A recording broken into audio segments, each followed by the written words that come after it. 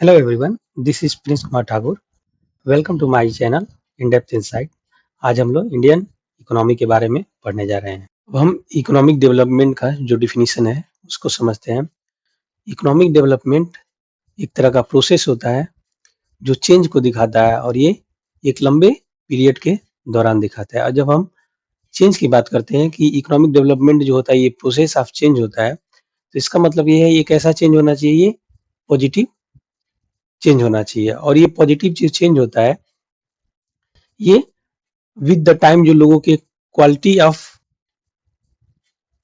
Of life जो है उसमें रिफ्लेक्ट करना चाहिए कि कैसे लोगों का लिविंग स्टैंडर्ड चेंज हुआ है, उनके हेल्थ में कैसा इम्प्रूवमेंट हुआ है और वे उनका ह्यूमन स्किल कैसा विद द टाइम इनहेंस हुआ है। तो इसको हम लोग इकोनॉमिक डेवलपमेंट बोलते हैं। ठीक है, अब हम बात करते हैं difference between economic growth and development में कि इकोनॉमिक ग्रोथ और डेवलपमेंट में क्या अंतर होता है। तो इकोनॉमिक ग्रोथ की मीनिंग की हम बात करते हैं तो यह बताता है किसी कंट्री में क्या इंक्रीज हो रहा है, किस चीज का, रियल आउटपुट का, और किस फॉर्म में, गुड्स एंड सर्विस के फॉर्म में किसी कंट्री का कि रियल आउटपुट में क्या चेंज हो रहा है विद द टाइम, उसको इकोनॉमिक ग्रोथ बता रहा है। जैसे मान के चलिए 2021 में कोई एक कंट्री है, गुड्स एंड सर्विस के फॉर्म में $100 बिलियन का गुड्स एंड सर्विस क्या कर रही है, प्रोड्यूस कर रही है। और 2021 में उसने क्या किया है कि $110 बिलियन का गुड्स एंड सर्विस का क्या किया है, प्रोडक्शन किया है। तो हम लोग देख रहे हैं कि 2020 2020 टू 2021 के दौरान उसने क्या किया है कि ओवरऑल $10 बिलियन का उसमें गुड्स एंड सर्विस का प्रोडक्शन में इंक्रीज हुआ है, जो कि 10% इकोनॉमिक ग्रोथ को शो कर रहा है। अब हम इकोनॉमिक डेवलपमेंट की बात कर रहे हैं तो ये बताता है, चेंज को दिखाता है किसमें, इनकम में, सेविंग्स में और इन्वेस्टमेंट में, कि विद द टाइम इनकम में क्या इंक्रीजमेंट हुआ है, सेविंग में जो कंट्री है या वहाँ के लोग जो रहने वाले हैं उनके सेविंग में क्या इंक्रीज हुआ है, और इनके इन्वेस्टमेंट में क्या इंक्रीजमेंट हुआ है विद द टाइम। और ठीक, और उसी के साथ ये प्रोग्रेसिव चेंज को शो करता है किसमें, सोशियो इकोनॉमिक स्ट्रक्चर, जो कंट्री का जो सोशियो इकोनॉमिक स्ट्रक्चर है उसमें क्या बदलाव हुआ है, पॉजिटिव जो चेंज हुआ है उसको इकोनॉमिक डेवलपमेंट में शो किया जाता है। अब जब हम बात करते हैं कि किसी कंट्री का जो सोशियो इकोनॉमिक स्ट्रक्चर होता है, तो ये जो सोशियो इकोनॉमिक स्ट्रक्चर होता है इसमें क्या आता है कि कंट्री के जो भी लोग वहाँ के रेजिडेंशियल जो पीपुल हैं उनके पॉलिटिकल राइट में क्या इंप्रूवमेंट हुआ है with the time, economic condition कैसा उनका हुआ है, और लिविंग स्टैंडर्ड कैसा हुआ है, डिफरेंट जो इसके पैरामीटर है उसमें अच्छे से पॉजिटिव बदलाव होने के कारण उसके कारण क्या इंप्रूवमेंट हुआ है, ये उसका socio economic structure of country को बताता है। ठीक है, अब हम इसमें बात करते हैं कि जब इकोनॉमिक डेवलपमेंट में बात करते हैं तो इसमें इंस्टीट्यूशनल और टेक्नोलॉजिकल चेंज जो होता है, इंप्रूवमेंट होता है, उसको भी ये शो करता है। तो जब हम इंस्टीट्यूशन की बात कर रहे हैं, कोई भी ऐसी कंट्री आजकल आप लोग देख ही रहे होंगे तो उसमें डिफरेंट इंस्टीट्यूशन होते हैं। तो इंस्टीट्यूशन का जो जो फंक्शनिंग जो तरीका है, क्या उसमें विद द टाइम क्या इंप्रूवमेंट हुआ है, क्या उसके लीडरशिप का जो क्वालिटी ऑफ लीडरशिप है क्या उसमें इंप्रूवमेंट हुआ है कि नहीं, और जो जो भी उसकी इफिशियंसी है, कोई भी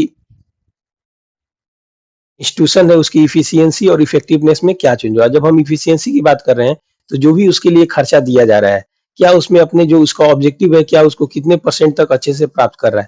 और इफेक्टिवनेस की जब हम बात करते हैं किसी इंस्टीट्यूशन के लिए कि उसका इफेक्टिवनेस क्या होता है, तो क्या जो गोल है क्या उसको प्राप्त अल्टीमेटली कर पा रहा है कि नहीं प्राप्त कर पा रहा है, तो उसको हम लोग क्या बोलते हैं, इफेक्टिवनेस बोलते हैं। और जब टेक्नोलॉजी चेंज की बात करते हैं तो ये भी डेवलपमेंट में क्या होता है, इंक्लूड होता है। तो टेक्नोलॉजिकल चेंज की बात है तो जो भी कोई इंडस्ट्री है, ठीक ना, इंडस्ट्री है जो उस कंट्री का जो डिफरेंट सेक्टर है उसकी जो इंडस्ट्री है वो जो टेक्नोलॉजी को यूज कर रहे हैं, क्या वो विद द समय विद द टाइम के साथ क्या वो चेंज हुए हैं कि नहीं है।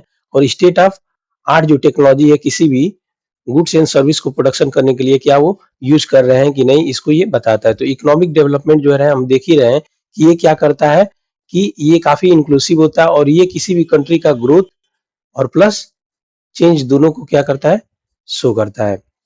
अब हम बात करते हैं स्पेन ऑफ कॉन्सेप्ट की बात कर रहे हैं कि इकोनॉमिक ग्रोथ और इकोनॉमिक डेवलपमेंट में क्या चेंज है, क्या span of concept point of view से। तो इकोनॉमिक ग्रोथ जो होता है उसका जो स्पैन ऑफ कॉन्सेप्ट होता है वो नैरोअर होता है। क्यों? क्योंकि अगर सिर्फ विथ इन 1 ईयर अगर उसके इकोनॉमिक इंडिकेटर है जैसे जीडीपी हो गया, कंजम्पशन हो गया और गवर्नमेंट स्पेंडिंग हुआ, अगर उसमें इंक्रीजमेंट हो रहा है तो तुरंत इकोनॉमिक ग्रोथ को क्या करेगा, रिफ्लेक्ट करेगा कि वो बढ़ा हुआ ग्रोथ दिखाएगा। जैसे हम लोग यहीं पे देख रहे हैं कि 2021 में $100 बिलियन का कोई कंट्री है, उसने गुड्स एंड सर्विस का प्रोडक्शन किया और 2021 में उसने $110 बिलियन का गुड्स एंड सर्विस का प्रोडक्शन किया है। तो विद इन 1 ईयर यानी 20 टू 21 के बीच में उसने 10% की इंक्रीजमेंट के साथ इकोनॉमिक ग्रोथ को रजिस्टर्ड किया है। लेकिन जब हम बात करते हैं इकोनॉमिक डेवलपमेंट की, तो हम लोग को पहले ही बताया कि इकोनॉमिक डेवलपमेंट होता है ये ग्रोथ और प्लस जो स्ट्रक्चरल चेंज जो होता है उसको शो करता है। तो ग्रोथ को हमको पता ही है कि ये तो with in 1 year, with in 2 year हम लोग रजिस्टर कर सकते हैं। लेकिन जो ये चेंज होता है ये क्या करता है कि ये स्ट्रक्चरल चेंज को शो करता है। स्ट्रक्चरल जो चेंज होता है ये लोगों का कहने का मतलब ये है कि पॉलिटिकल राइट्स, इकोनॉमिक वेलबींग और उनके इन्हेंसमेंट इन लिविंग स्टैंडर्ड को शो करता है। और हमको पता ही है कि इसमें क्या होता है कि ये काफी टाइम टेकिंग प्रक्रिया होती है और इसमें इम्प्रूवमेंट होने में समय लेता है। और ये क्या करता है इकोनॉमिक, इसका जो इकोनॉमिक डेवलपमेंट का जो स्कोप होता है ये ब्रॉडर होता है, क्योंकि यहाँ पे ये चेंज को भी इंक्लूड किए हुए है और ग्रोथ को भी अपने आप में इंक्लूड किए हैं और इसमें टाइम भी लगता है, इसलिए इसका स्कोप क्या बताते हैं हम लोग कि ब्रॉडर होता है। अब जब हम टर्म की बात कर रहे हैं तो ये इकोनॉमिक ग्रोथ का जो टर्म होता है ये शॉर्ट टर्म प्रोसेस है। हमको दिखाई दे रहा है कि विथ इन 1 ईयर या विथ इन 2 ईयर हम लोग इसमें इकोनॉमिक ग्रोथ को रजिस्टर कर सकते हैं और इसको विद द टाइम जब इसमें इम्प्रूवमेंट होता है तो हम लोग इसमें ग्रोथ को रजिस्टर कर सकते हैं, इसलिए इसको शॉर्ट टर्म प्रोसेस बोलते हैं। और long term process economic development को इसलिए बोला जाता है क्योंकि ये काफी हद तक टाइम लेता है। ये चेंज तो जल्दी हो जाएगा इसमें, लेकिन जो चेंज नहीं, ग्रोथ तो जल्दी हो जाता है लेकिन जो चेंज होता है वो काफी लॉन्ग टाइम टेकिंग प्रक्रिया होती है। और ये जो व्यक्ति जो है जो कि अंतिम इंड मैन जो होता है किसी कंट्री का सबसे वीक पर्सन होता है, उसके भी लाइफ में क्या इंप्रूवमेंट हो रहा है विद द टाइम के साथ उसको रिफ्लेक्ट करता है, इसलिए उसमें सुधार होने के लिए ये काफी टाइम कंज्यूमिंग प्रोसेस होता है, इसलिए इसको हम लोग लॉन्ग टर्म प्रोसेस बोलते हैं। अब हम इसमें मेजरमेंट की बात करते हैं तो इकोनॉमिक ग्रोथ जो होता है वो क्या होता है, क्वांटिटेटिव मेजर को करता है। अब क्वांटिटेटिव क्यों करता है, क्योंकि आपको पता है कि इकोनॉमिक ग्रोथ का जो मेजरमेंट होता है वो जीडीपी, कंजम्पशन या गवर्नमेंट स्पेंडिंग, इवन इन्वेस्टमेंट और डिफरेंट अदर पैरामीटर है जिसके थ्रू हम लोग करते हैं। और सब ये जीडीपी हो गया, कंजम्पशन हो गया, इसमें क्या होता है कि इसको हम लोग मेजर करते हैं क्वांटिटेटिव टर्म में। और अब जैसे जीडीपी को देखिए तो जीडीपी को हम लोग मॉनेटरी टर्म में इनकम बेसिस पे भी मेजर कर लेते हैं। तो जब मेजर करते हैं तो विद द टाइम जो किसी कंट्री के जो रेजिस्टेंस है उनके इनकम में क्या इंक्रीज हुआ है उसको हम लोग मॉनेटरी टर्म में शो कर लेते हैं, इसलिए इसको हमको क्वांटिटेटिव टर्म में इसको क्या करते हैं, इसको मेजर कर लेते हैं। इकोनॉमिक डेवलपमेंट होता है ये क्वांटिटेटिव और क्वालिटेटिव दोनों तरह से मेजर करता है। क्वांटिटेटिव क्यों होता है, क्योंकि इकोनॉमिक डेवलपमेंट में ग्रोथ भी अपने आप में इंक्लूड होता है, तो ग्रोथ को हम लोग क्वांटिटेटिव टर्म में आराम से मेजर कर सकते हैं। क्वालिटेटिव टर्म में इसलिए मेजर करते हैं कि जब ये चेंज को शो करता है और डिफरेंट जो स्ट्रक्चरल चेंज होते हैं उसको उसको मेजर करने के लिए क्वांटिटेटिव नहीं यूज किया जा सकता। मान लीजिए कोई कंट्री है, उसका जो पीपुल है विद द टाइम उनके हैप्पीनेस में इंप्रूवमेंट हुआ है, ठीक है, तो हैप्पीनेस को तो आप मेजर क्वांटिटेटिव टर्म में कर नहीं सकते हैं, ठीक है ना। और दूसरा चीज हो गया कि quality of life with the time क्या हो रहा है, इंप्रूवमेंट हो रहा है, तो इसको भी काफी हद तक आप क्वालिटेटिव टर्म में ही मेजर करेंगे, इसलिए इकोनॉमिक डेवलपमेंट होता है इसका जो मेजरमेंट होता है क्वालिटेटिव प्लस क्वांटिटेटिव दोनों टर्म में मेजर किया जाता है। अब ये अप्लीकेबल टू देख रहे हैं तो इकोनॉमिक ग्रोथ जो है ये जनरली डेवलप्ड इकोनॉमी के ग्रोथ के लिए यूज किया जाता है। अब ऐसा क्यों होता है, क्योंकि जो भी पर्सन होते हैं जो रेजिडेंस होते हैं डेवलप्ड कंट्री का, उनका क्या होता है कि पहले ही पर कैपिटा इनकम होता है वो काफी ज्यादा क्या होता है, हाई होता है। उनका बेसिक नेसेसिटी जो भी लाइफ का होता है वो काफी हद तक पूरा होता है। अब उनको क्या होना चाहिए, उनके लाइफ में ग्रोथ की रिक्वायरमेंट होती है और वो ग्रोथ उनके जीडीपी, कंजम्पशन और गवर्नमेंटल स्पेंडिंग इन्वेस्टमेंट से हम लोग को प्राप्त हो जाता है। तो इकोनॉमिक ग्रोथ जो होता है वो उसको यूज जनरली हम लोग डेवलप्ड कंट्री के लिए यूज करते हैं। इकोनॉमिक डेवलपमेंट जो होता है वो जनरली हम लोग क्या करते हैं, डेवलपिंग इकोनॉमी के लिए ही यूज करते हैं। अब ऐसा हम लोग क्यों करते हैं, क्योंकि हमको पता है कि जो डेवलपिंग इकोनॉमी जो होती है उसमें क्या होता है, काफी हद तक पॉवर्टी होता है, अनएम्प्लॉयमेंट भी हम लोग देखते हैं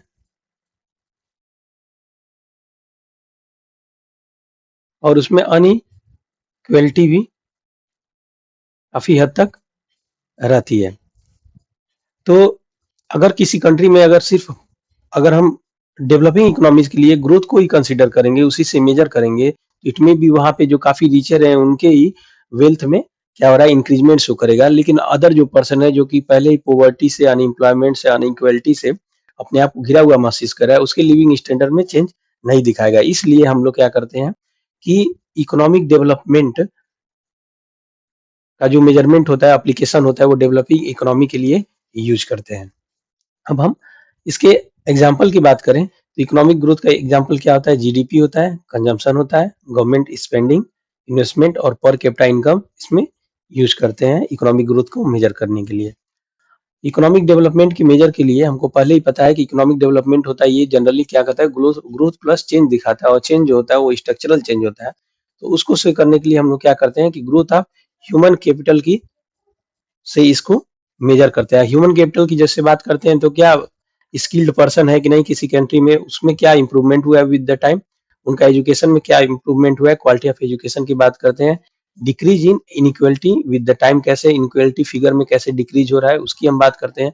और स्ट्रक्चरल चेंज करते हैं, कैसे इंप्रूवमेंट हुआ है, quality of life of population with the time कैसे इंक्रीज हुआ है। इससे हम लोग इकोनॉमिक डेवलपमेंट को क्या करते हैं, मेजर करते हैं। अब हम प्रॉब्लम ऑफ इकोनॉमिक डेवलपमेंट को समझते हैं। इसका मतलब क्या हुआ कि कौन कौन से ऐसे फैक्टर हैं जो इकोनॉमिक डेवलपमेंट के लिए प्रॉब्लम क्रिएट करते हैं। तो फर्स्ट में हम देखते हैं क्या, इनइक्वलिटी। तो हम इसमें देखते हैं कि जो कोई भी कंट्री है तो उसमें क्या होता है कि इनकम में ही सिर्फ इनइक्वलिटी नहीं देखने को मिलती है, उसमें हम क्या करते हैं, इनकम के डिस्ट्रीब्यूशन में भी क्या करते हैं, इनइक्वलिटी को हम लोग देखते हैं। फॉर इंस्टेंस अगर इंडिया के ही केस में देखा जाए कि तो इंडिया में जो 5% जो यहाँ के अपर क्लास के जो पर्सन है वो कंट्री का अबाउट 60% जो वेल्थ है उसको ओन करते हैं। दूसरे शब्दों में ये कहा जाए कि कंट्री के 95% जो पर्सन है वो कंट्री का ओनली 40% वेल्थ को क्या करते हैं, ओन करते हैं। तो यहीं से आपको दिख रहा होगा काफी हद तक क्या है, इनकम इनइक्वलिटी है, और इवन इनकम के डिस्ट्रीब्यूशन का भी इनइक्वलिटी। अब सपोज कीजिए कि जो इसमें भी 95% पर्सन में जो काफी नीचे लेवल का जो तबका होगा, और इंडिया में तो करीब 21% अबाउट 20 या 21% जो पीपुल है वो बिलो पॉवर्टी लाइन है। तो उनका क्या होता है, इनकम इनइक्वलिटी के कारण क्या होता है कि बेसिक नेसेसिटी लाइफ की पूरा ना होने के कारण उनका हेल्थ भी जो कंडीशन होता है वेल वो भी काफी अच्छा नहीं होता है। उनका जो क्वालिटी ऑफ एजुकेशन होता है या स्किल होता है वो भी काफी अच्छा नहीं होता है।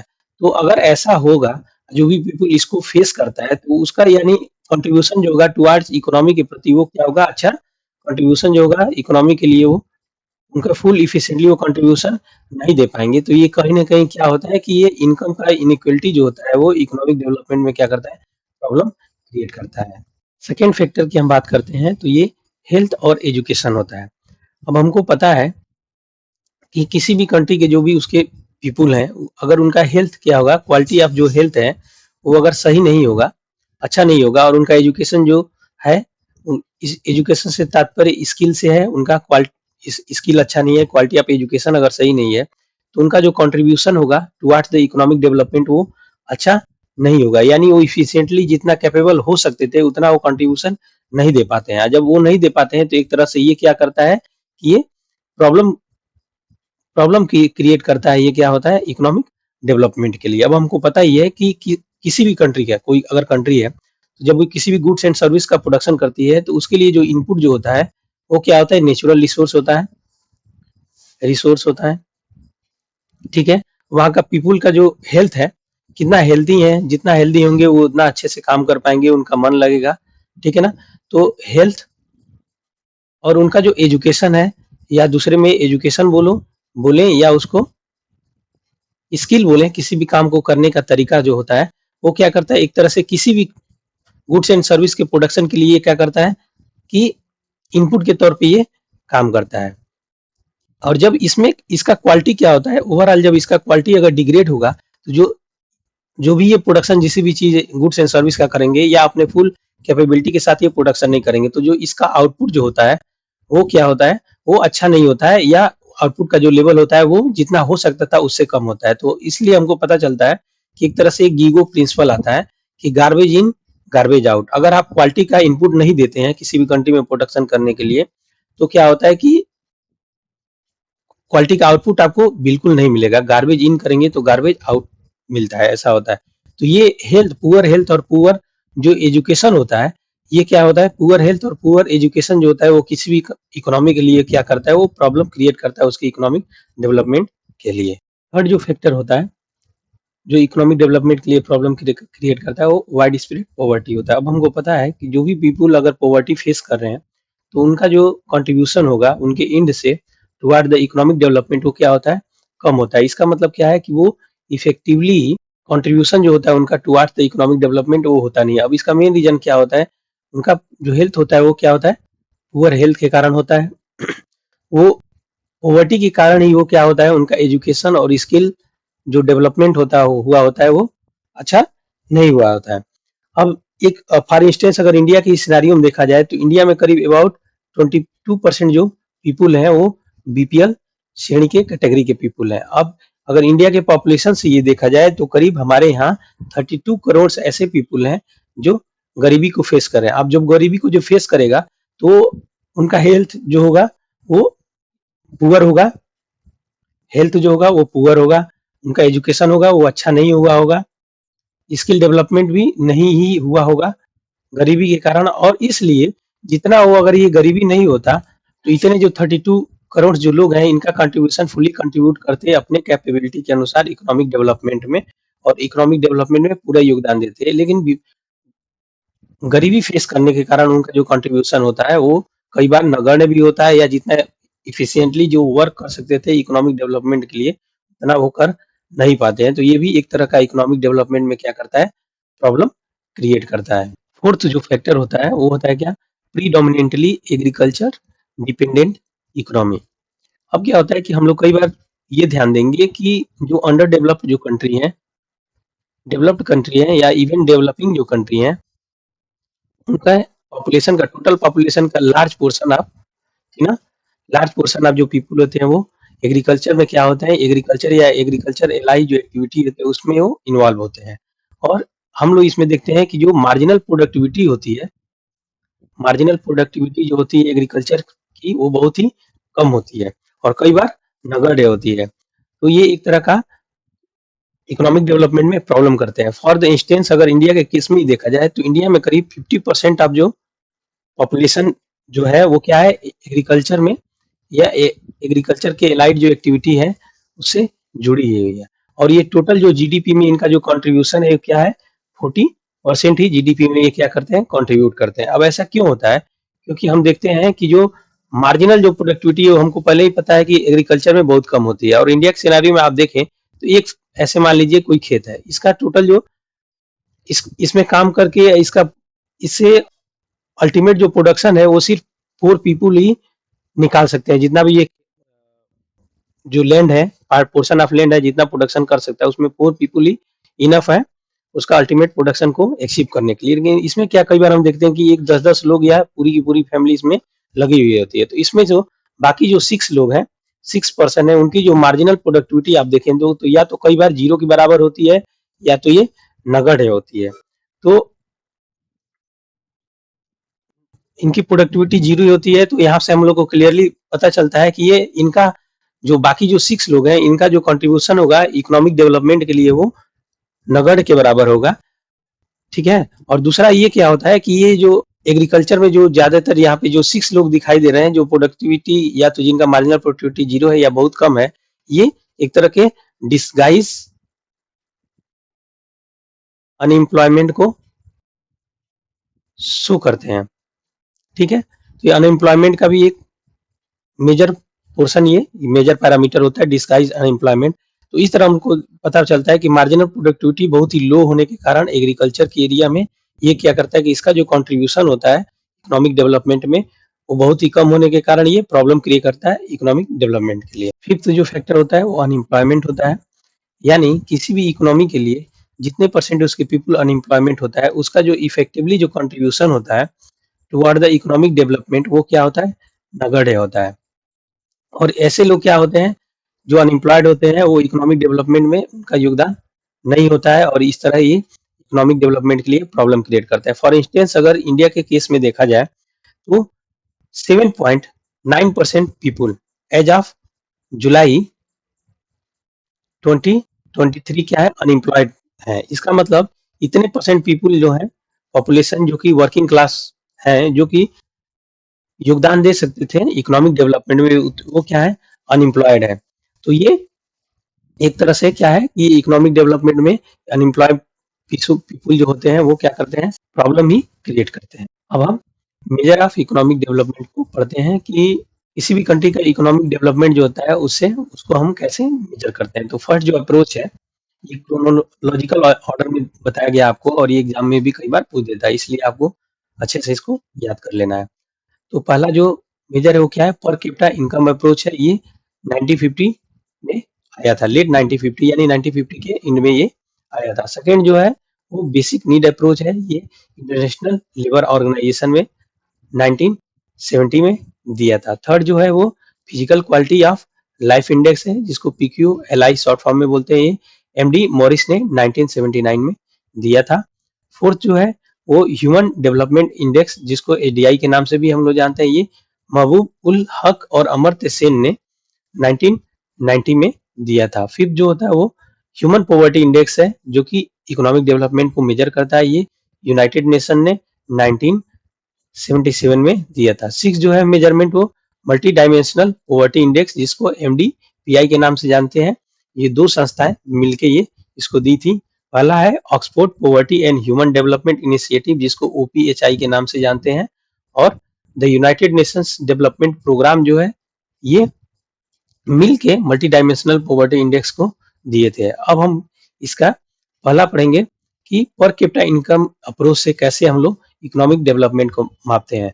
तो पर कैपिटा इनकम अप्रोच है, ये क्या मेजर करता है, अमाउंट ऑफ मनी अर्न पर पर्सन इन नेशन और जियोग्राफिकल रीजन गिवन ईयर, यानी जो प्रति व्यक्ति के द्वारा किसी भी कंट्री में कितना अर्निंग होता है, एवरेज जो अर्निंग है उसको शो करता है पर कैपिटा इनकम अप्रोच। और इससे क्या करते हैं हम लोग, इकोनॉमिक डेवलपमेंट को मापते हैं, यानी मेजर करते हैं।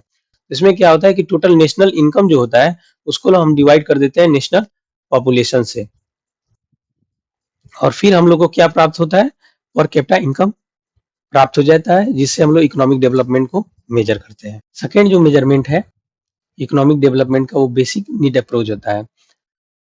यह बताता है एब्सोल्यूट मिनिमम रिसोर्स। इसका मतलब क्या होता है कि कम से कम ऐसी कौन सी चीजों की आवश्यकता होती है किसी एक व्यक्ति को, जो अच्छे से अपने जीवन को जीवित करने के लिए उसको आवश्यक होती है। और जनरली ये क्या होता है, कंजम्पशन ऑफ गुड्स के टर्म में ज्यादातर इसके फैक्टर होते हैं। और इसमें बेसिक नीड अप्रोच के अंतर्गत 6 बेसिक नीड को पहचाना गया है, जैसे health, education, food, water supply, sanitation, house, इसको पहचाना गया। इसका मतलब क्या है कि किसी भी व्यक्ति को अच्छे से उसका जीवन जीने के लिए, उसका डेवलपमेंट को पहचानने के लिए इन 6 फैक्टर की कम से कम एक बेसिक अवेलेबिलिटी उस पर्सन के पास होनी चाहिए। और इस तरह से जब इस फैक्टर के आधार पे जब किसी भी कंट्री के पीपुल का जब इकोनॉमिक डेवलपमेंट को मेजर किया जाता है तो उसको हम लोग बोलते हैं basic need approach. Next measurement है जिससे इकोनॉमिक डेवलपमेंट को मापा जाता है, उसको हम लोग physical quality of life index या शॉर्ट में PQLI के नाम से जानते हैं। इसको मॉरिस डेविड मॉरिस यानी मॉरिस डी मॉरिस ने इसको दिया था, और इन्होंने इसको मेजर करने के लिए 3 इंडिकेटर को दिया था, और जिसको इन्होंने फिजिकल क्वालिटी इंडेक्स के नाम से जाना जाता है। और इसमें इनका पहला जो पैरामीटर है वो इन्फेंट मोर्टेलिटी रेट के नाम से जानते हैं हम लोग। उसमें क्या होता है, पर 1000 लाइफ बर्थ में कितने ऐसे इन्फेंट हैं जो बिफोर एज ऑफ 1 क्या कर जा रहे हैं, डाई कर जा रहे हैं, यानी मर जा रहे हैं। उसको हम लोग किस नाम से जानते हैं, इन्फेंट मोर्टेलिटी रेट के नाम से जानते हैं। सेकंड जो है इनका पैरामीटर है वो लाइफ एक्सपेक्टेंसी एट एज है, एट एज 1। इसका मतलब क्या है कि एक जो न्यू बॉर्न जो बेबी है उसकी वो कितने ईयर तक लाइफ की को जीने की आशा करता है, कितने सालों तक वो जीवित रहेगा, उसको लाइफ एक्सपेक्टेंसी एट एज 1 बोला जाता है। थर्ड जो पैरामीटर है ये क्या है, बेसिक लिटरेसी एट एज 15। इसमें क्या होता है कि कितने पोर्शन ऑफ जो पर्सन है किसी भी कंट्री का जो 50 एज को तो प्राप्त कर चुके हैं, लेकिन एबल टू है किसमें, रीड और राइट इजिली कर सकते हैं, उसको बोला जाता है क्या, बेसिक लिटरेसी एट एज 15 बोला जाता है। ये तीन तीन जो पैरामीटर है इसको लेके मॉरिस डी मोरिस ने physical quality of life index को तैयार किया था। और physical quality of life index जो है इसका वैल्यू जो होता है वो 0 to 100 क्या करता है, वेरी करता है। उसमें हायर जो स्कोर है ये बताता है बेटर क्वालिटी ऑफ लाइफ किसी भी कंट्री के पीपल का क्या करता है, ये शो करता है। नेक्स्ट जो डेवलपमेंट का मेजरमेंट है उसको ह्यूमन डेवलपमेंट इंडेक्स के नाम से जानते हैं, जिसको शॉर्ट में हम लोग HDI के नाम से जानते हैं। ह्यूमन डेवलपमेंट इंडेक्स जो होता है ये मेजर किया जाता है कि कैसे विद द टाइम जो है वो जो भी ह्यूमन है किसी भी कंट्री के जो लोग हैं उसके लाइफ में क्या हुआ है, विद द टाइम कैसे इम्प्रूव हुआ है उनका लाइफ, उसको हम लोग ह्यूमन डेवलपमेंट इंडेक्स के नाम से जानते हैं। HDI जो होता है ह्यूमन डेवलपमेंट इंडेक्स होता है, ये क्या होता है, नॉर्मलाइज ज्योमेट्रिकल मीन होता है किसका, जो इसके मेजरमेंट की जो 3 डायमेंशन होता है उसका होता है। तो यानी जब हम ह्यूमन डेवलपमेंट इंडेक्स को मेजर करते हैं तो इसके जो डिफरेंट जो 3 डायमेंशन है उसका हम लोग ज्योमेट्रिकल मीन लेते हैं और वही HDI वैल्यू हम लोग को बताता है किसी कंट्री का क्या HDI वैल्यू होता है। अब इसके क्या होता है, 3 डायमेंशन है और उस 3 डायमेंशन के अंतर्गत 4 इंडिकेटर को हम लोग पढ़ते हैं। फर्स्ट जो इसका डायमेंशन है उसको हम लोग क्या करते हैं, हेल्थ डायमेंशन के नाम से जानते हैं। सेकेंड जो डायमेंशन है वो एजुकेशन डायमेंशन होता है। थर्ड जो डायमेंशन होता है वो the standard of living dimension होता है। फर्स्ट जो डायमेंशन है हेल्थ डायमेंशन, उसके अंतर्गत एक ही इंडिकेटर आता है, उसको हम लोग बोलते हैं लाइफ एक्सपेक्टेंसी इंडेक्स, जिसको शॉर्ट में हम लोग LEI के नाम से जानते हैं।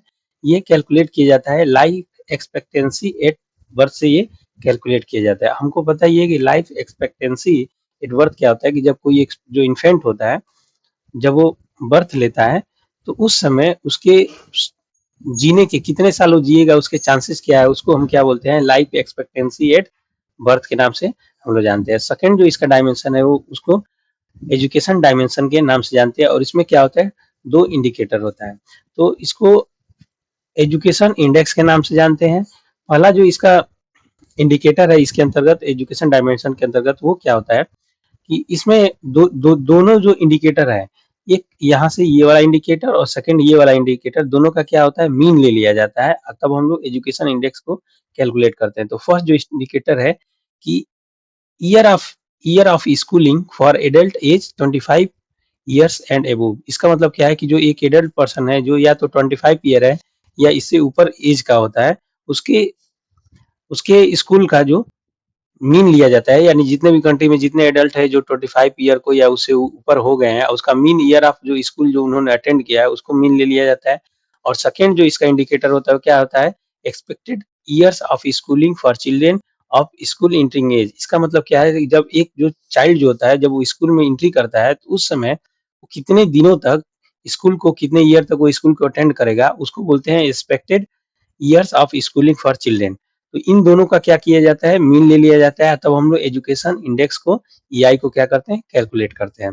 थर्ड जो इसका डायमेंशन है उसमें एक ही इंडिकेटर आता है, थर्ड डायमेंशन है वो the standard of living dimension आता है और इसको हम लोग कैलकुलेट करते हैं इनकम इंडेक्स नाम के इंडिकेटर से।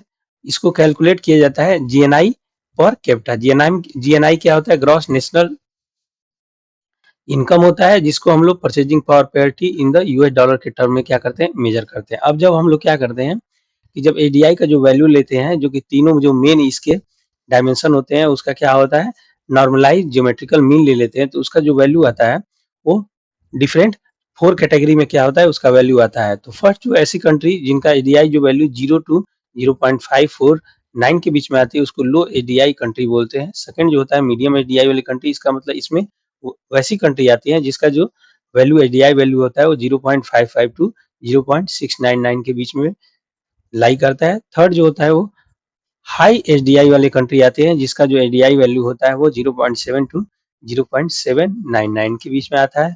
और नेक्स्ट जो है वो वेरी वेरी HDI मतलब वेरी हाई डेवलपमेंट इंडेक्स की कंट्री आती हैं जिनका जो HDI वैल्यू होता है 0.8 के एबव आता है। नेक्स्ट जो डेवलपमेंट का जो मेजरमेंट होता है उसको ह्यूमन पॉवर्टी इंडेक्स के नाम से जानते हैं। ह्यूमन पॉवर्टी इंडेक्स जो होता है यह एक तरह का इंडेक्स होता है जो मेजर करता है किसी भी कंट्री में किस हद तक, किस लेवल तक पॉवर्टी जो है वो विद्यमान है, उसको ह्यूमन पॉवर्टी इंडेक्स क्या करती है, मेजर करती है। ह्यूमन पॉवर्टी इंडेक्स जो होता है ये दो तरीके से पॉवर्टी को मेजर करती है। एक जो होता है इसका HPI-1 के नाम से जानते हैं, जो डेवलपिंग कंट्री जो होती है उसमें गरीबी जो विद्यमान होती है उसको नापती है, और HPI-2 जो है ये डेवलप्ड कंट्री के लिए बनाई गई है, और HPI-2 के तरीके से डेवलप्ड कंट्री जो होती है उसमें किस हद तक गरीबी विद्यमान है उसको मेजर किया जाता है।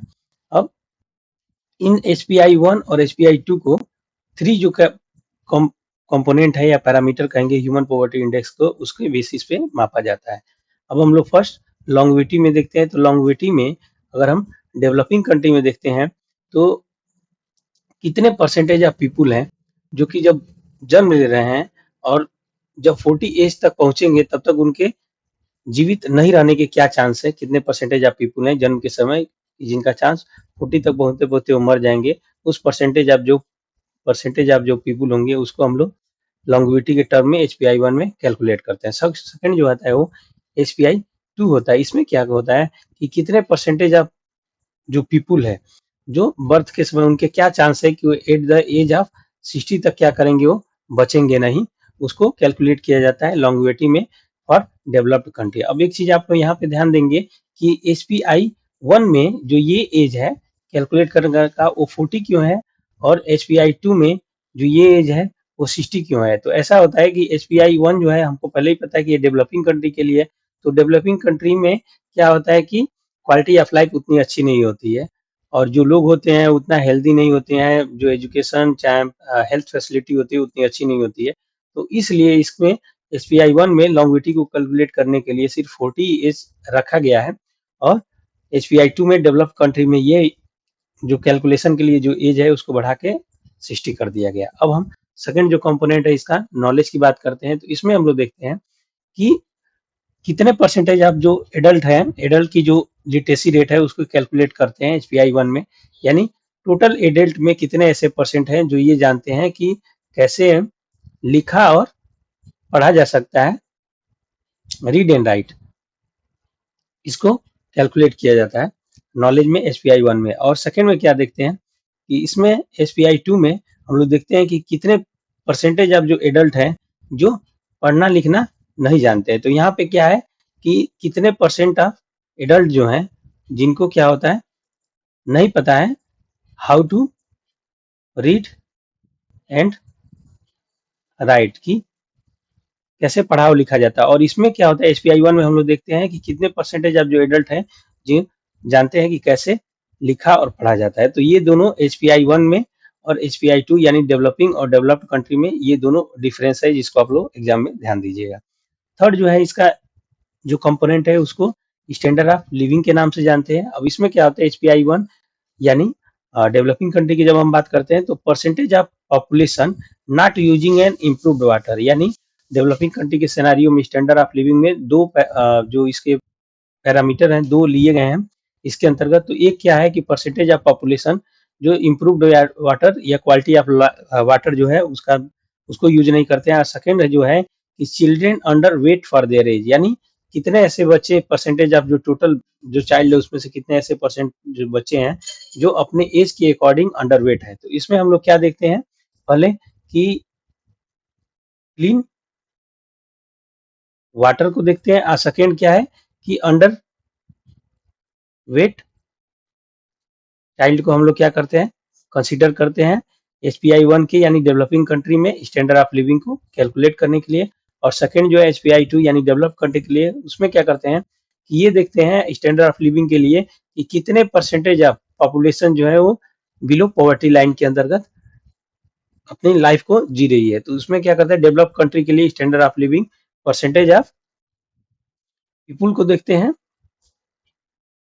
जो अंडर मतलब बिलो पॉवर्टी लाइन में अभी भी जी रहे हैं, उसको ऐसे कैलकुलेट किया जाता है for the developed country. Next जो डेवलपमेंट का मेजरमेंट है उसको हम मल्टी डायमेंशनल पॉवर्टी इंडेक्स के नाम से जानते हैं। यह जो इंडेक्स होता है ये मेजर करता है कि कितने परसेंटेज ऑफ हाउस होल्ड जो है किसी भी कंट्री में वो क्या है, डिप्राइव्ड है, यानी वंचित हैं उन चीज़ों को, वो फैसिलिटी या उसको एंजॉय नहीं कर रहे हैं अलोंग 3 डायमेंशन, जो 3 डायमेंशन दिया गया है मल्टी डायमेंशनल पॉवर्टी इंडेक्स के हिसाब से उसके अकॉर्डिंगली। और वो कौन कौन से डायमेंशन है, पहला जो है फर्स्ट जो है वो पॉवर्टी है, सेकंड एजुकेशन है, और थर्ड क्या है, बेसिक इंफ्रास्ट्रक्चर सर्विसेज हैं जो प्राप्त नहीं कर रहे हैं। इन तीनों डायमेंशन के according multi dimensional poverty index को क्या किया गया, डेवलप किया गया है। मल्टी डायमेंशनल पॉवर्टी इंडेक्स है ये 0 to 1 जो इसका वैल्यू होता है वो वेरी करता है, और इसमें जो हायर जो वैल्यू होता है वो हायर लेवल ऑफ पॉवर्टी को शो करता है। मल्टी डायमेंशनल पॉवर्टी इंडेक्स के 3 जो क्या है डायमेंशन है, हेल्थ है, एजुकेशन है और लिविंग स्टैंडर्ड है। और इसके हेल्थ के अंतर्गत क्या है कि 2 इंडिकेटर दिए गए हैं, एजुकेशन के अंतर्गत 2 इंडिकेटर हैं, और लिविंग स्टैंडर्ड के अंतर्गत 6 इंडिकेटर दिए गए हैं, और सब इंडिकेटर के अलग अलग क्या है वेटेज दिए गए हैं। जैसे हेल्थ में जो 2 इंडिकेटर है, हेल्थ जो डायमेंशन है उसके अंतर्गत जो 2 इंडिकेटर है, एक न्यूट्रिशन है जिसका वैल्यू 1/6 दिया गया है, चाइल्ड मोर्टेलिटी है उसको 1/6 दिया गया। इसी तरह एजुकेशन में ईयर ऑफ स्कूलिंग का जो वेटेज है वो 1/6 दिया गया, और स्कूल अटेंडेंस को भी 1/6 दिया गया है। लिविंग स्टैंडर्ड के अंतर्गत कुकिंग फ्यूल है जिसको 1/18 वेटेज दिया गया है, सैनिटेशन को 1/18 दिया गया है, ड्रिंकिंग वाटर को 1/18 दिया गया है, इलेक्ट्रिसिटी को, इसमें जितने भी हैं 6 इंडिकेटर जो दिए गए हैं लिविंग स्टैंडर्ड डायमेंशन के अंतर्गत सबको सेम वेटेज 1/18 दिए गए हैं। तो ये भी कई बार क्या होता है एग्जाम में पूछ देता है, तो ये भी आप लोग ध्यान दीजिएगा। नेक्स्ट जो है ये टेबल दिया गया है, तो इसमें क्या है कि जो डायमेंशन ऑफ पॉवर्टी के जो डिफरेंट जो डायमेंशन दिए गए हैं तीनों, हेल्थ, एजुकेशन और लिविंग स्टैंडर्ड इसको दिए गए हैं। और इस हेल्थ के अंतर्गत जो 2 इंडिकेटर दिए गए हैं वो है, एजुकेशन के अंतर्गत जो 2 इंडिकेटर है उसको दिया गया है, इसी तरह 6 जो इंडिकेटर है उसका देगा। और इन सब इंडिकेटरों का जो यहाँ पे वेट दिया गया है कि कितने वेट को ये इंडिकेटर कैरी करते हैं अपने साथ। और उस जैसे हेल्थ में जो इंडिकेटर दिया गया है न्यूट्रिशन, उसको यहाँ पे एक्सप्लेन किया गया है कि किस बेसिस पे न्यूट्रिशन को क्या किया जाएगा, कैलकुलेट किया जाएगा।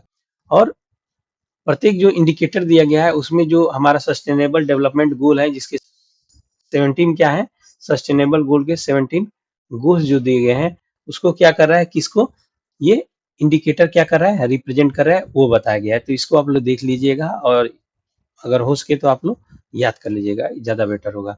अब इसमें अभी रिसेंट जो डाटा सर्वे जो हुआ है नीति आयोग के द्वारा, तो मल्टी डायमेंशनल पॉवर्टी इंडेक्स को के अनुसार इसने क्या किया है, डिफरेंट जो इंडियन स्टेट्स हैं उसके पॉवर्टी को इन्होंने कैलकुलेट किया है। तो उसमें इन्होंने पाया है कि जो हमारा जो बिहार राज्य है ये सबसे ज्यादा क्या है, मल्टी डायमेंशनल पॉवर्टी इंडेक्स के बेस पे ये सबसे ज्यादा क्या है, गरीब राज्य है। और सबसे जो अच्छा जो है राज्य जो वो केरला है। तो इसको आप लोग याद कर लीजिएगा।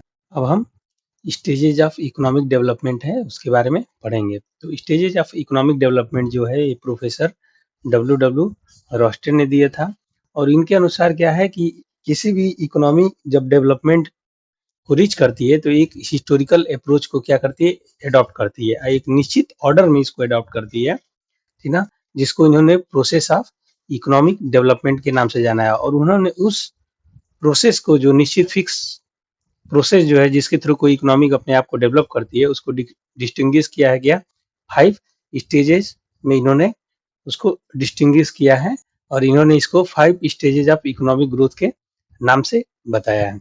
और जो इन्होंने स्टेज बताया उसको हम लोग ट्रेडिशनल सोसाइटी के नाम से हम लोग जानते हैं।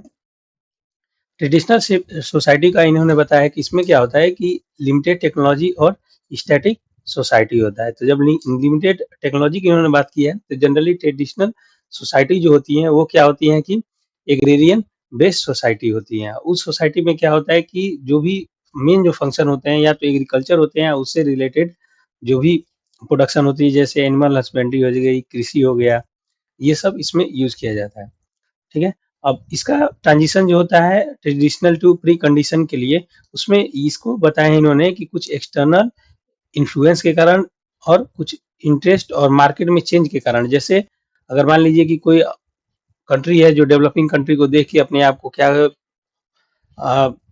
डेवलप्ड होना चाह रही है, या मार्केट में चेंज के कारण अपने आप को क्या कर रही है, प्रिपेयर कर रही है, उसके कारण क्या हो रहा है, ट्रेडिशनल सोसाइटी जो है ये pre conditions for take off की तरफ क्या होती है, मूव होती है। अब नेक्स्ट जो इन्होंने बताया है वो pre condition for take off होता है। तो इसमें क्या होता है कि अब हमको पता ही है कि कोई कंट्री अगर अपने आप को डेवलप होना चाह रही है, मान के चलिए कोई कंपनी है वो अपने आप को इस्टेब्लिशमेंट करना चाहती है, तो उसके लिए कुछ ऐसे कंडीशन होगा जिसको उसने फुलफिल करना होता है, जैसे उसको प्लॉट लेना होगा, मशीनें बैठानी होगी, तो ये सब नेसेसरी कंडीशन होता है। इसी तरह किसी भी इकोनॉमी को अपने आप को डेवलप होने के लिए एक take off pre take off कुछ कंडीशन होते हैं, उसको रिक्वायरमेंट को फुलफिल करना होता है। जैसे क्या हो गया कि आपको इंफ्रास्ट्रक्चर को डेवलप नहीं करना पड़ेगा, जैसे इंफ्रास्ट्रक्चर में हमारा रोड नेटवर्क हो गया, रेलवे नेटवर्क हो गए,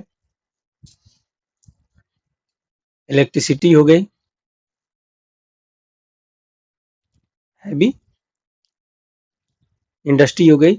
ये क्या होते हैं, इन्होंने बताया कि ये pre condition for take off के ये क्या होते हैं, ये बेसिक नेसेसिटी होते हैं। उसके बाद से थर्ड जो स्टेज होता है वो टेक ऑफ स्टेज होता है। इसमें क्या होता है कि जो कंट्री होता है उसमें इन्वेस्टमेंट जो होता है वो 10% या उससे ज़्यादा हो जाता है, और इस समय ज़्यादातर जो सेक्टर हैं, फॉर इंस्टेंस अगर मैन्युफैक्चरिंग सेक्टर की बात किया जाए तो उनका डेवलपमेंट हो रहा होता है, ठीक है ना, या होने के करीब होता है इसमें। अब नेक्स्ट जो स्टेज होता है ये डाइव टू मैच्योरिटी होता है। इसमें क्या होता है कि जो भी गुड्स एंड सर्विस के जो भी सेक्टर होते हैं वेल स्टेब्लिश हो गए होते हैं और वो अच्छे से प्रोडक्शन करना शुरू कर देते हैं। इवन वो एक्सपोर्ट करना भी क्या करते हैं, इसी स्टेज पे अदर कंट्री को एक्सपोर्ट करना भी स्टार्ट कर देते हैं। नेक्स्ट जो उन्होंने स्टेज बताया वो हाई मास कंजम्पशन का बताया। इस समय क्या होता है कि इस स्टेज के आते आते क्या होती है कि क्वालिटी ऑफ लाइफ जो होती है वो लोगों का क्या होता है, काफी ज्यादा इंप्रूव हो गया होता है, और विद द टाइम क्या होता है, पॉपुलेशन भी होता है वो काफी ज्यादा थोड़ा बढ़ ही जाता है किसी भी कंट्री के रिस्पेक्ट में देखा जाए तो। और इस समय बेसिक जो नेसेसिटी जो होती है पीपुल की, बेसिक नेसेसिटी जो होती है वो करीब करीब फुलफिल हो जाती है। तो इस समय जो पर्सन जो होते हैं वो क्या करते हैं, हाई मास कंजम्पशन करते हैं, डिफरेंट इवन जो लग्जरी आइटम है या जितना कर सकते हैं वो उतना करना स्टार्ट कर देते हैं। अब इसमें देखने वाली नेक्स्ट जो बात होती है वो क्या होती है कि इस स्टेज को जो 5 स्टेजेस जो रोस्टर दिए हैं उनको इन्होंने थ्री थ्री जो क्लासिफिकेशन है उसमें डिवाइड कर दिया है। तो फर्स्ट जो क्लासिफिकेशन किए हैं वो क्या है कि डेवलपिंग स्टेज का क्लासिफिकेशन है। इसमें क्या होता है कि या तो अंडर डेवलप्ड कंट्री जो आती हैं, ठीक ना, तो इसमें ट्रेडिशनल सोसाइटी और pre condition for take off दो स्टेजों को इसमें क्या हुआ है, इंक्लूड कर दिया। सेकंड थर्ड जो स्टेज है टेक ऑफ, इसको डेवलपिंग और डेवलप्ड कंट्री के बीच में ट्रांजिशन स्टेज का माना गया है।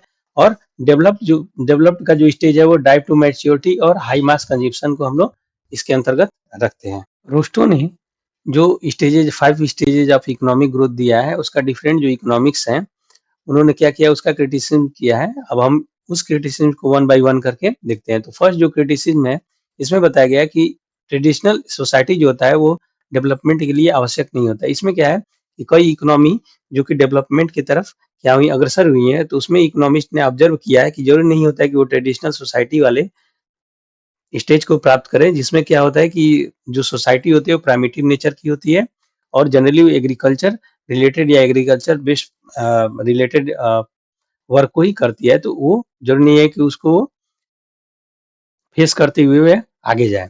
सेकेंड जो क्रिटिसिज्म है वो pre condition may not proceed the take off. तो इन्होंने इस वाले स्टेज में इन्होंने बताया है, क्रिटिसिज्म बताया है कि कई बार कई ऐसी इकोनॉमी होती हैं जो टेक अप वाले स्टेज पे डायरेक्ट चली जाती हैं, प्री कंडीशन वाले स्टेज को और इसके कैरेक्टरिस्टिक्स को वो क्या करती हैं, फॉलो नहीं करती हैं। थर्ड जो क्रिटिसिज्म है ये क्या रहा है, ओवरलैपिंग इन द स्टेजेज है। तो इसमें देखा गया है कि रोस्टो ने जो 5 जो स्टेजेस दिए हैं तो उसमें उन्होंने क्या किया है, 5 जो स्टेज का है वो क्लियरली उन्होंने डिमार्केशन किया है कि ये वाला स्टेज का ये कैरेक्टरिस्टिक होता है, इस स्टेज का ये कैरेक्टरिस्टिक है।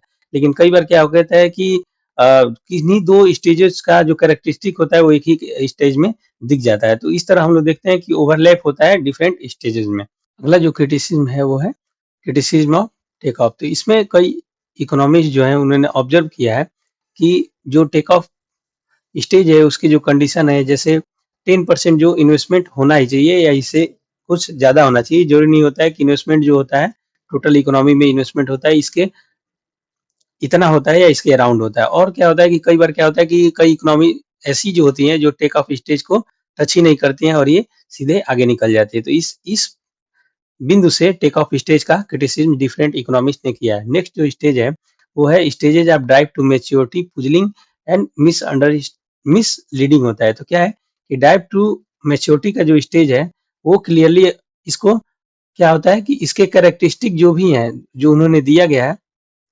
कैरेक्टरिस्टिक्स जो हैं, इसको क्या करता है, वो क्लियरली क्या करता है कि ड्राइव टू मैच्योरिटी को रिप्रेजेंट नहीं किया है, रिप्रेजेंट नहीं करता है। जब वास्तव में कोई इकोनॉमी ड्राइव टू मैच्योरिटी को प्राप्त करती है तो रोस्टर के द्वारा दिए गए हुए कैरेक्टरिस्टिक से वो इकोनॉमी का कैरेक्टरिस्टिक मैच नहीं करता है। इसलिए इकोनॉमिस्ट जो थे वो बोलते हैं कि जो इसका ड्राइव टू मैच्योरिटी का जो स्टेज है वो पुजलिंग है और मिसलीडिंग है। नेक्स्ट जो स्टेज है क्रिटिसिज्म है वो क्या है कि the stages of high mass consumption is not chronological. अब इन्होंने क्या है कि जो 5 जो रोस्टो का स्टेज दो दिया है तो उसके सबसे लास्ट में है कि हाई मास कंजम्पशन। लेकिन कई बार क्या होता है कि ड्राइव टू मैच्योरिटी पे ही क्या होता है कि हाई मास कंजम्पशन स्टार्ट हो जाता है, या विद द डिफरेंट स्टेजेस के साथ ही क्या होता है कि अब इस समय देखा गया, ऑब्जर्व किया गया कि कई इकोनॉमी होती हैं जो हाई मास कंजम्पशन की इकोनॉमी बन गई है। तो इस तरह देखा जाए कि रोस्टो का डिफरेंट जो क्राइटेरिया उसके उसके बेसिस पे डिफरेंट इकोनॉमी ने उन्होंने जो स्टेजेस ऑफ इकोनॉमिक ग्रोथ है उसको क्या किया है, क्रिटिसाइज किया है। Thanks for watching.